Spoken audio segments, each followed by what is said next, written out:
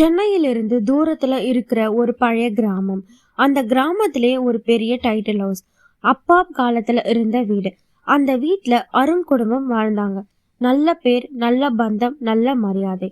ஆனா எல்லா வீட்லயும் போல வெளியில சிரிப்பு தெரிந்தாலும் உள்ள யாருக்கும் தெரியாத கண்ணீர் இருக்கும். மலையில் சூரியன் மறைந்ததும் அந்த வீடு எப்போதும் குளிர்காற்று அடிக்கிற மாதிரி சும்மா சோகமா மாறிடும். பெரிய விளக்கு மெதுவாக ஒளியை கொடுக்குது. அந்த ஒளியோட கூட சில இருளும் சில ரகசியங்களும் கலந்து இருந்தது. அந்த வீட்டுக்கு 2 மாதத்துக்கு ஒரு முறை வந்துட்டு வருவார் ஒரு ஆள். அவரை எல்லாரும் மச்சிஞ்சி மாமா அப்படின்னு தான் அழைப்பாங்க.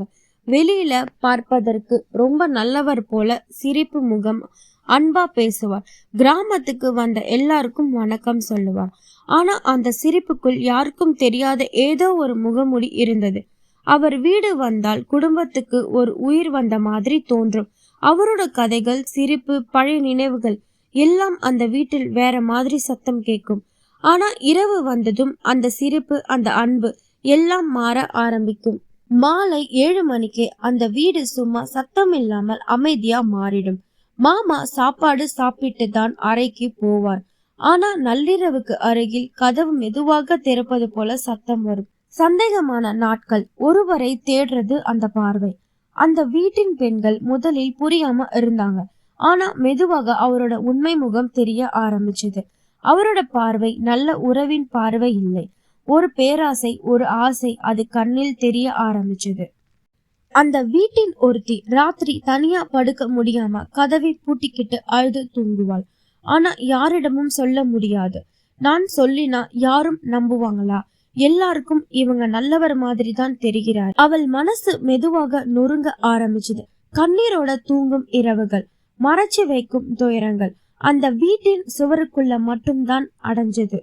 ஆனா அந்த வீட்டின் சின்ன பையன் 10 வயசு இருக்கும். ஆனா அவனோட கண்கள் பெரியவர்களை விட கூர்மையாக இருந்தது.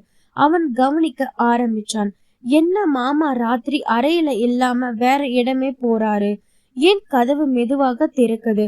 அவன் ஒரு முறைதான் அம்மாவை பயந்து பார்த்தான். அம்மா கண்ணீர் துடைக்கிறாள். ஆனா அவன் கேட்கல. அவன் உள்ளம் மட்டும் சந்தேகத்தோட நிரம்ப ஆரம்பிச்சது. ஒரு நாள் பெரிய சத்தம். அந்த வீட்லயே எல்லாரும் எழுந்து பார்க்கிறாங்க. கதவு உடைந்தது. அங்க மச்சிஞ்சி மாமா யாரோட அறையில நிற்கிறார். அந்த பொண்ணு அழுது கொண்டிருக்கிறாள்.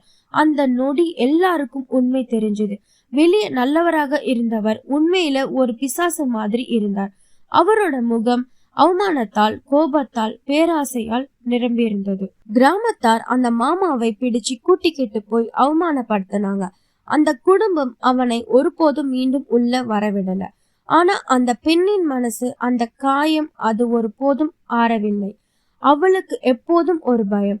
நெருங்கிய உறவுகள் கூட பிசாசாக மாறிடலாம் என்பதற்கான சின்னம். உலகத்துல சில பிசாசுகள் பேய்களாக வெளியில் வரமாட்டாங்க.